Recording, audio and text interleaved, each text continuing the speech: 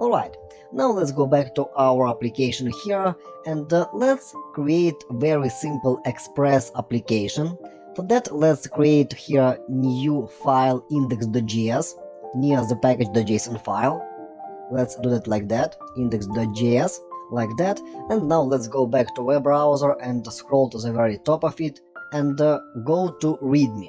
And if you scroll a bit down here, you might find how to create very basic Express application. Express is a web framework for Node, and you could very fast create a web server using Express.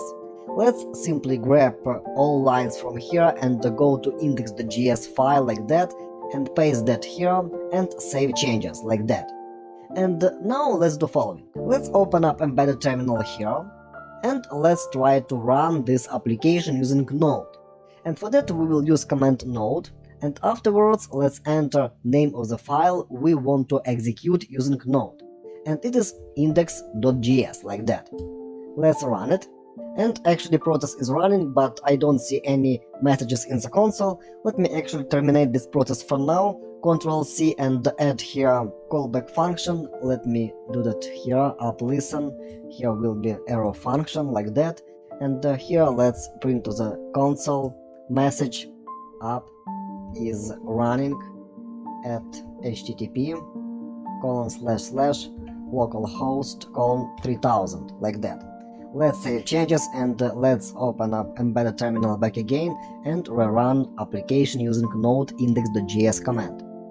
Now I see here message app is running at http://localhost:3000, and I could follow this link by clicking here, and I see actually response from the web server hello world. That what is printed here in this function. Great, that's how you could run, for example, Node.js application locally on your computer.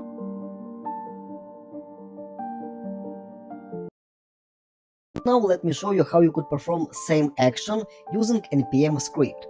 Let's terminate this process, clear terminal, and in the package.json file let's add new script, and it will be start script. Actually, let's get rid of this test script and add here new script called start, and its value will be string with contents node index.js. It will mean that anytime when you enter npm start command, such command will be executed in your project.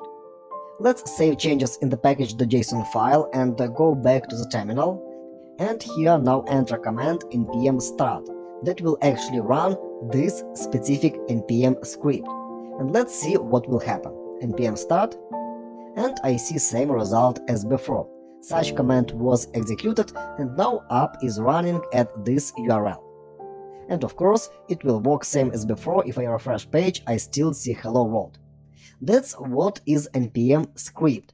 Of course, you could use here multiple scripts, and you could start other processes, for example node process, or you could run any other executables that were installed in the node modules folder.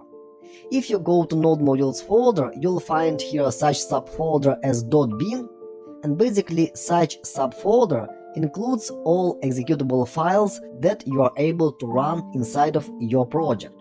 Let's try to add, for example, here new script, and let's call it mime like that, and let's set its value simply to mime.